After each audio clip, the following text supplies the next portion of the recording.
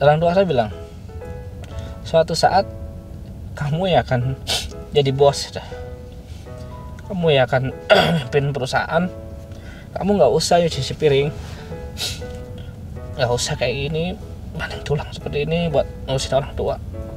Ini tugasnya orang tua, tugasnya orang tua mendidik anaknya biar anaknya meraih pendidikan yang tinggi. Iya, tapi orang tua saya hanya bisa mampu seperti itu.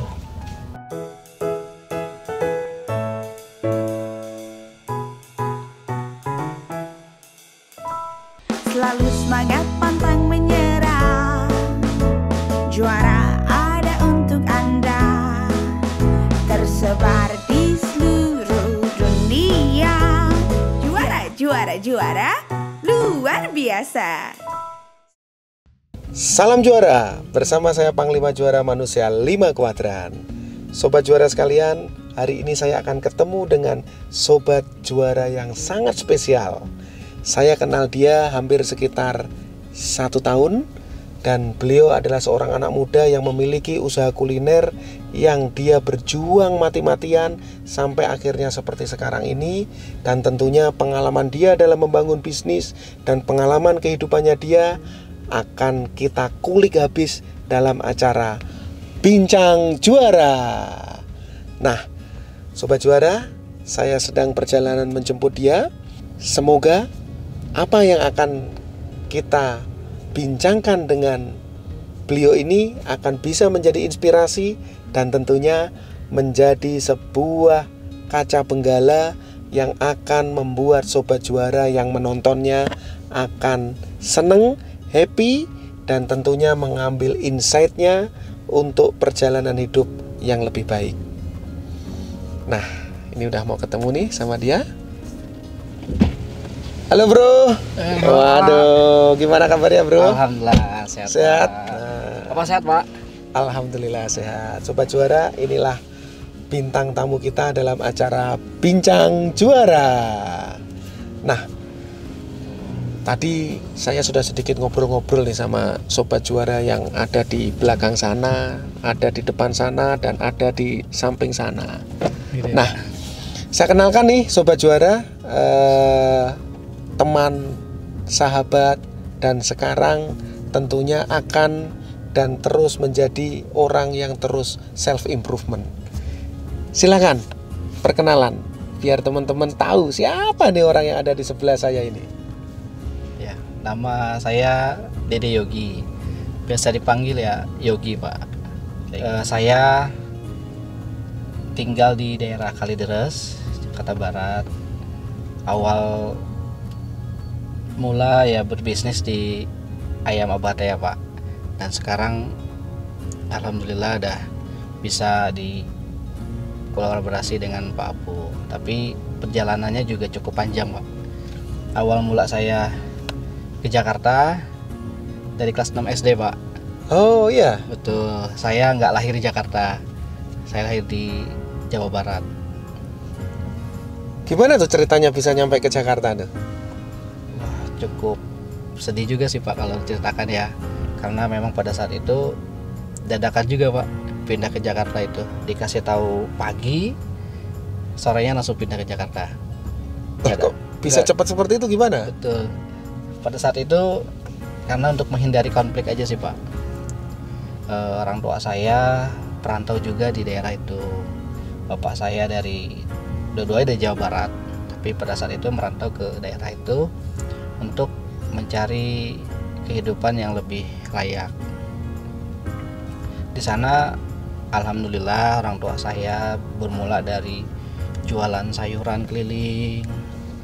Yang orang tua saya, bapak saya yang keliling sambil gendong kakak saya, sambil gendong saya.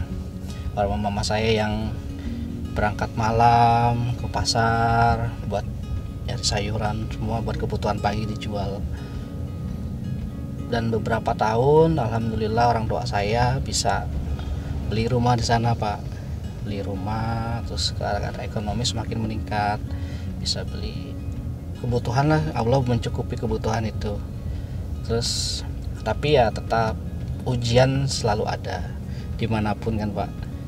Di sana akhirnya timbul rasa saling kayak iri dulu Pak. Yang saya tanyakan sama bapak saya, kok bisa seperti itu dulu? Karena saat itu kan dulu saya nggak punya pemikiran, yang penting ya saya anak kecil ya happy gitu kan, main sama teman-teman gitu kan Pak.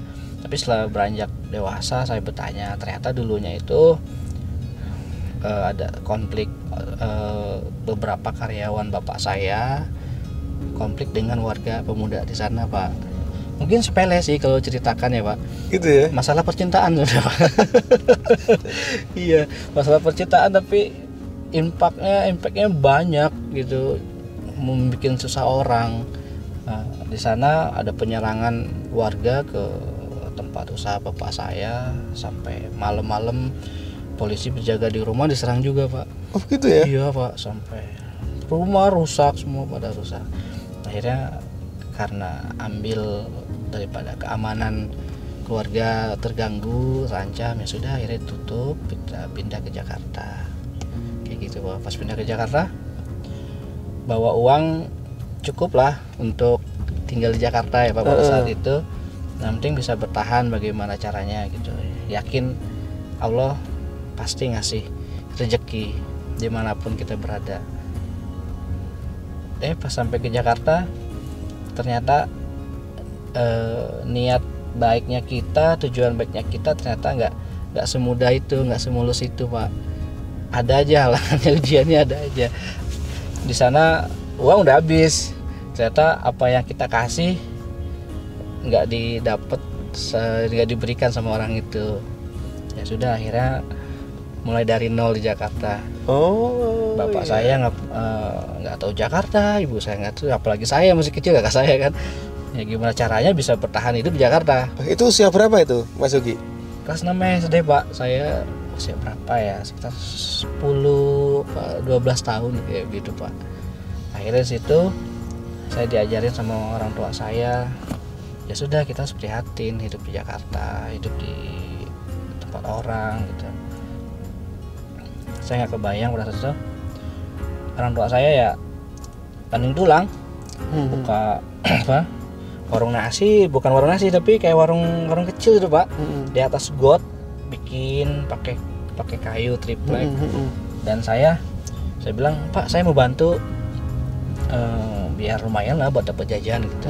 Apa ya, waktu saat itu ada trennya permen-permen yang kemasan itu Pak, yang ada rasanya macam-macam, coklat itu kan. Wah ini saya bisa jual di sekolah nih. Di tas saya tuh isinya bukan buku doang Pak, makanan. Semua jualan di sekolah. Nah mulai dari situ ya alhamdulillah, meskipun dimarahin sama guru, di sekolah bukan buat jualan kayak gitu kan. buat sekolah, buat cari ilmu. Terus dicolongin sama teman-teman makanannya gitu kan. Ya sudahlah saya bilang gitu. Akhirnya belanja ke SMP, SMA. Pada saat SMP bapak saya udah mulai ada peningkatan Pak, orang tua saya jualannya udah mulai semacam warung nasi, kalau yang terkenalnya warteg gitu ya Pak ya. Tapi ini warung Sunda gitu kan. Alhamdulillah Pak, udah mulai rame, udah mulai apa. Tapi ya tetap saya di situ mengorbankan, mungkin nggak seperti anak-anak yang lain ya Pak. Ya pulang sekolah main apa, kalau saya nggak lah, bantuin orang tua saya motongin sayuran apa semua dari kalau mau main ya selesaiin kerjaan dulu gitu. Nah, sambil lanjut sampai ke SMA. Dan SMA alhamdulillah udah mulai membaik, sudah Allah udah membeli kecukupan gitu Pak. Meskipun pada saat itu masih kontrak. Ya, masih kontrak, masih berpindah-pindah lah kontraktor gitu. Terus lulus kuliah, orang tua saya nyaranin sudahlah kuliah aja gitu. Disuruh kuliah ya? Disuruh kuliah Pak. Nggak hidup di Jakarta. Ya maaf bukan merendahkan pendidikan ya Pak. Tapi kalau mau bersaing itu ya kamu harus kuliah katanya. Kalau mau kerja kantoran, pada saat itu memang namanya orang tua kan udah jadi kerja kantoran, kerja jadi PNS gitu kan. Tapi saya lihat lagi, kalau saya kuliah kayak sepertinya malah membebani orang tua saya. Akhirnya saya memutuskan untuk kerja. Wah, keputusan yang luar biasa itu.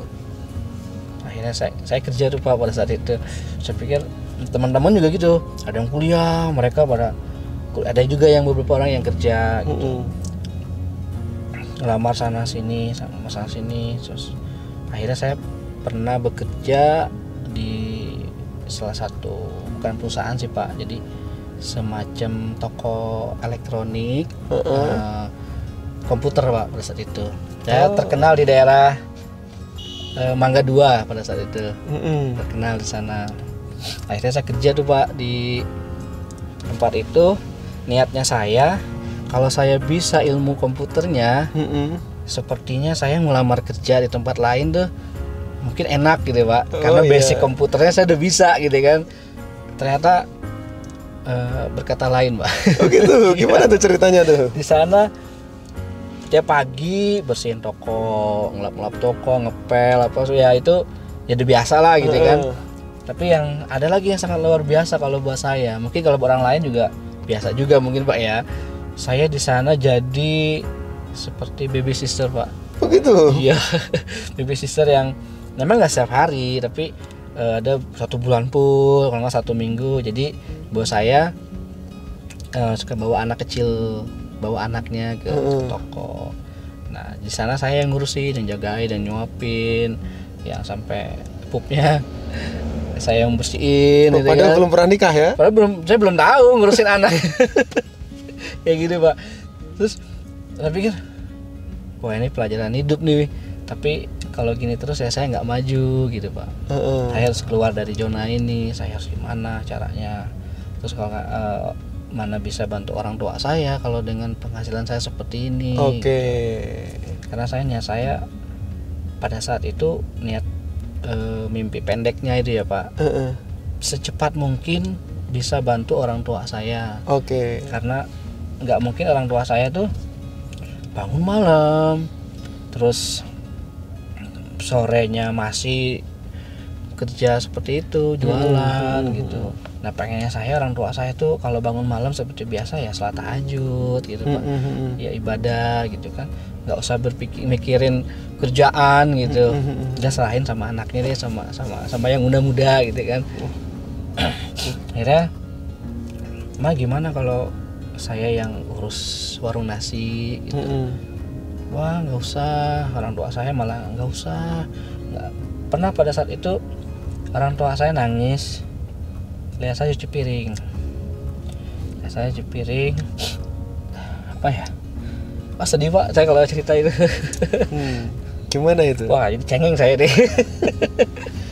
Saya nggak pernah cerita sama siapa-siapa Pak.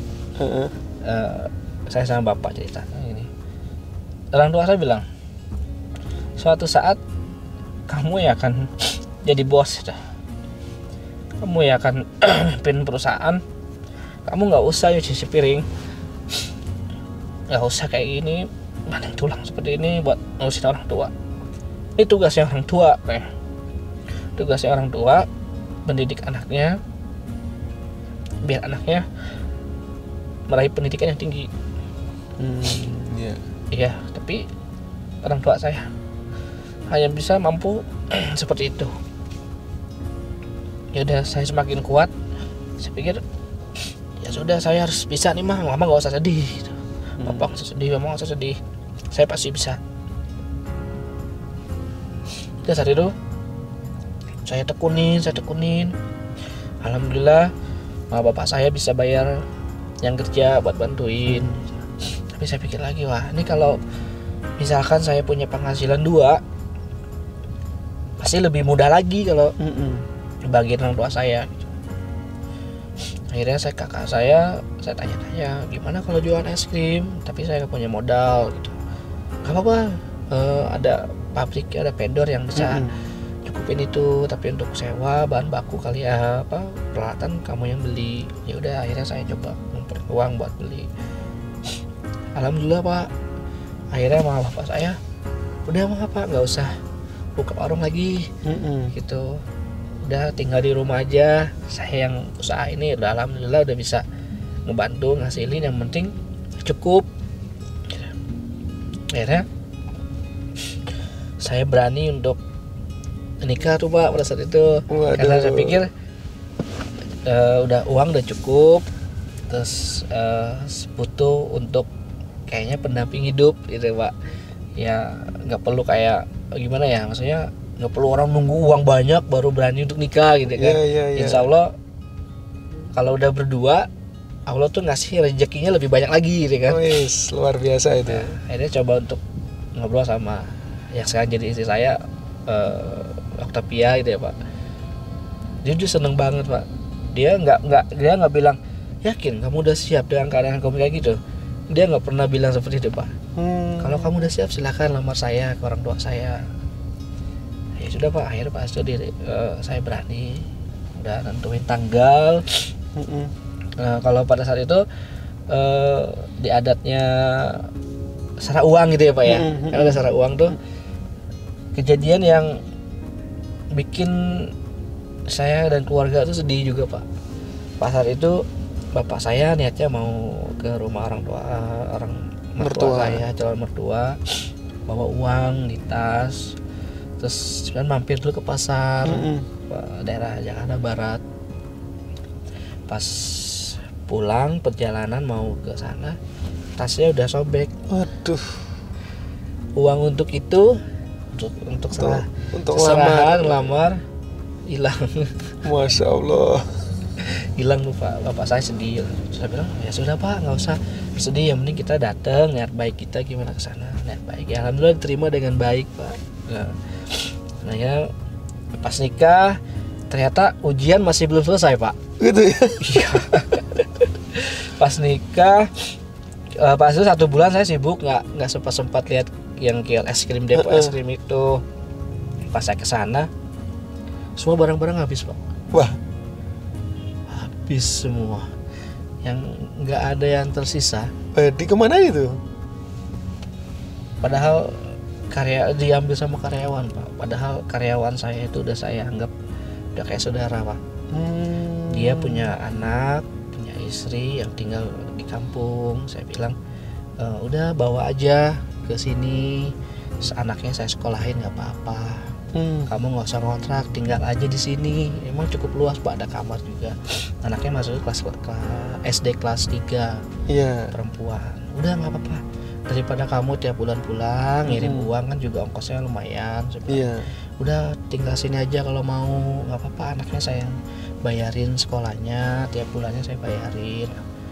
Oh iya terima kasih kayak gitu Pak. Tapi mungkin karena keadaan juga saya nggak tahu dia bisa seperti itu. Saya datang kaget Pak, ketua RT-nya bilang, mau ngapain Pak kok tumben baru kesini, gimana di sana maju? Saya kaget waktu itu, bilangnya karyawan itu ngangkatin ke mobil truk, robotan semua, bilangnya mau dibawa ke tempatnya Kang Yogi, gitu. Pak dia nggak bisa kesini habis nikah repot katanya. Ya sudah dari situ saya mulai, gimana nih ujian nih, saya bilang gitu. Pulang. Jadi ternyata dibawa kabur itu barang-barangnya. Dibawa kabur. Saya coba cari, tapi ya sudahlah. Saya bilang berarti bukan rezeki buat saya. Insya Allah bakal kasih yang lebih banyak lagi. Dan ini pun juga pasti ujian buat istri saya Pak. Baru menikah ya? Baru menikah. Pada saat itu ekonomi udah mulai membaik, udah mulai enak, cukup. Tiba-tiba drop lagi, tabungan dipakai buat bayar utang. Vendor semua bayar utang semua, akhirnya minus Pak. Minus masa itu ya istri saya ya sedih Pak, namanya mungkin perempuan mungkin bisa semua perempuan kalau lihat suaminya pada saat kondisinya seperti itu, pertama kan pasti sedih. Yang kedua mungkin bisa juga istilahnya nggak bertahan, pasti kan seperti itu Pak juga. Betul. Ya, alhamdulillah sih saya nemenin saya dari cinta beneran ya. Sampai saat ini. Dan pas saat itu alhamdulillah juga Pak, ada hikmahnya. Saya pas menikah itu pada jangka waktu sekitar 3 bulan, saya hamil. Oh ya, berarti langsung seneng banget, langsung Pak. punya Ya, seneng, anak syukur ya. banget. Nah, tapi pusing juga. Penghasilan gak menentu, ya. gak punya apa-apa. Heeh. Jangan udah punya istri, udah mau punya anak. Ini gimana caranya biar bisa bertahan, bisa nyukupin istri, nyukupin anak. Ada pernah saya cerita, jadi sedih buat saya juga, Pak. Jadi setiap pagi orang tuh kalau mungkin ngasih resiko ngasih nafkah ke istrinya itu mungkin setiap bulan. Iya. Ini loh mah uang buat kamu 1 bulan berapa? Saya nggak begitu, Pak. Oh, Pada gimana? saat itu 1 hari sekali, Pak. Gitu. Pagi saya kasih 5.000. Waduh. Iya. Itu tahun berapa 5.000? Iya 2013. Masya Allah. 5.000. Ini cukup buat apa sebenarnya kalau itu? Tapi istri saya nerima dengan ikhlas. Apa cukup. Padahal lagi hamil. Biasanya Iya, orang hamil kan harus makannya yang banyak, gizinya harus cukup.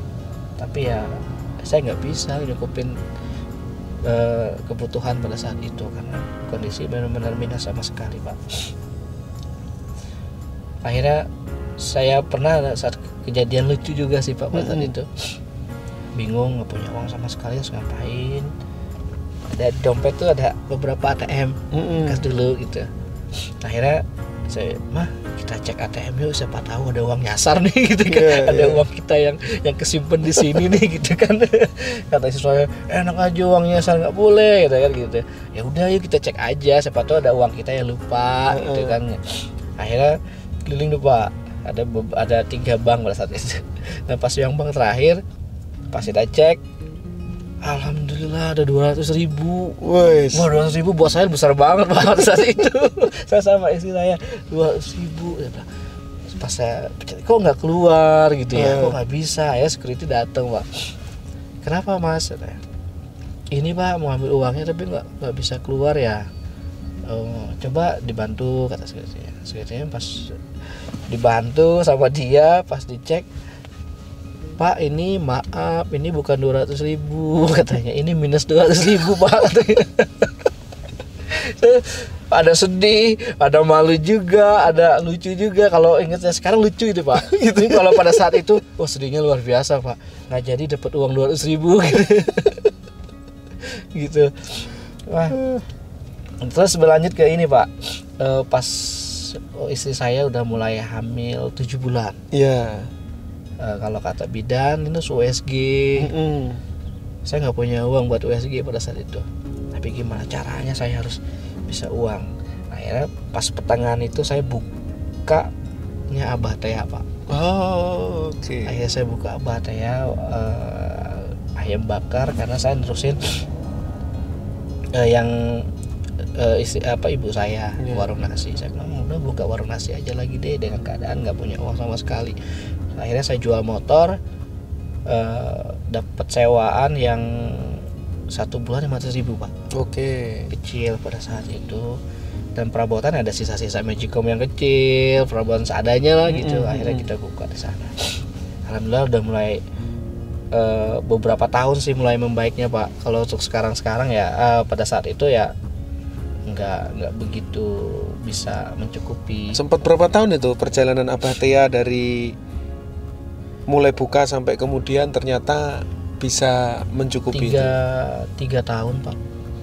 Dari 0 sampai 3 tahun, 4 tahun ke sini udah bisa menikmati hasilnya, Pak. Jadi perlu waktu lumayan lama ya, 3 tahun untuk bisa survive lebih bagus ya. Lama sekali, Pak. Kalau sekarang boleh tahu kira-kira Abah Tea itu jualannya apa sih? Spesialnya ayam bakar, Pak. Ayam bakar. Spesialnya ayam bakar ke nasi pop. Pada saat itu yang nerima dine-in, tapi sekarang ini ya sudah nggak nerima dine-in lagi, Pak. Oh ya. Nah, ada yang buat saya teringat sampai sekarang. Abah Tea itu pas lagi merintisnya itu istri saya pas mau lahiran, Pak. Sampai saya teringat sampai sekarang, nggak pernah saya lupa. Tapi jadi hikmahnya buat saya, kalau mau bertindak sesuatu harus dipikirkan matang-matang, harus bisa saving uang juga. Pasti istri saya mau lahiran Pak. Sudah pas ke bidan ada uang sekian, saya waktu itu cuma punya uang 500.000 rupiah. Iya.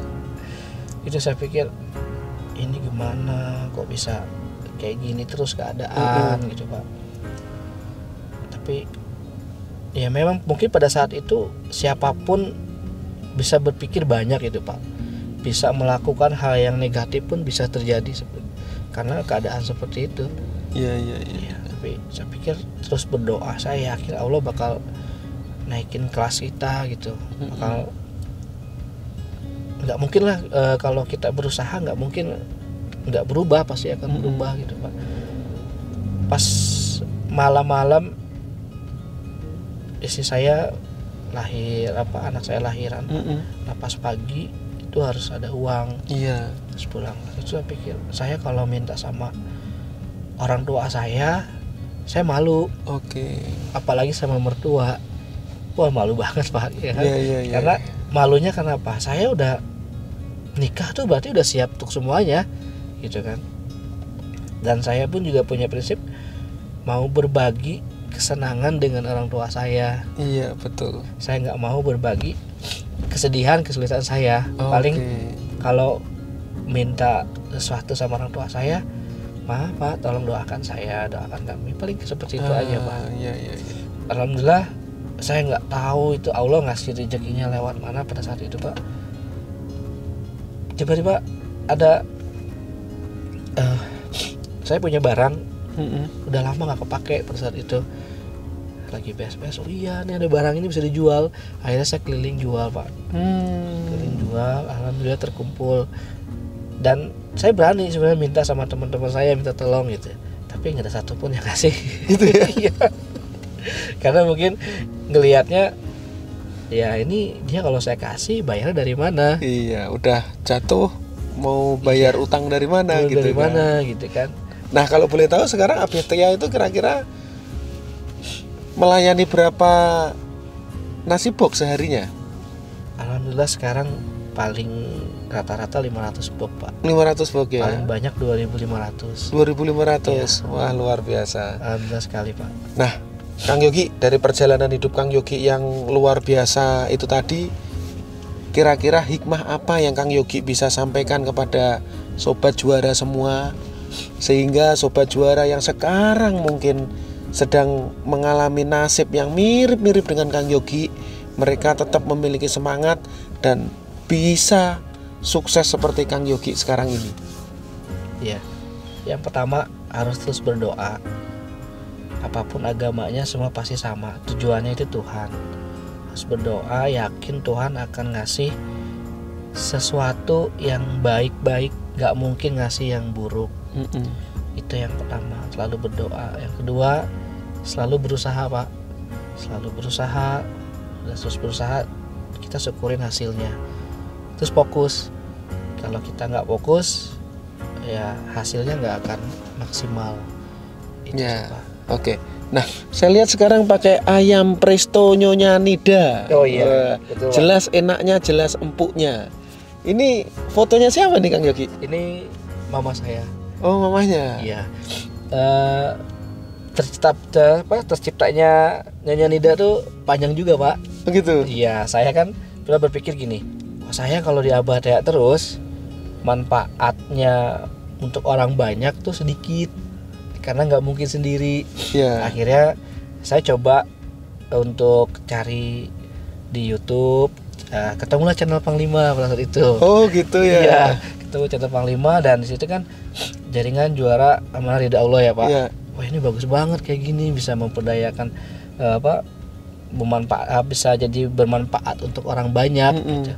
Wah saya harus ketemu nih gitu, harus gimana caranya. Saya ikut coba seminar, ikut workshopnya Bapak pada saat itu.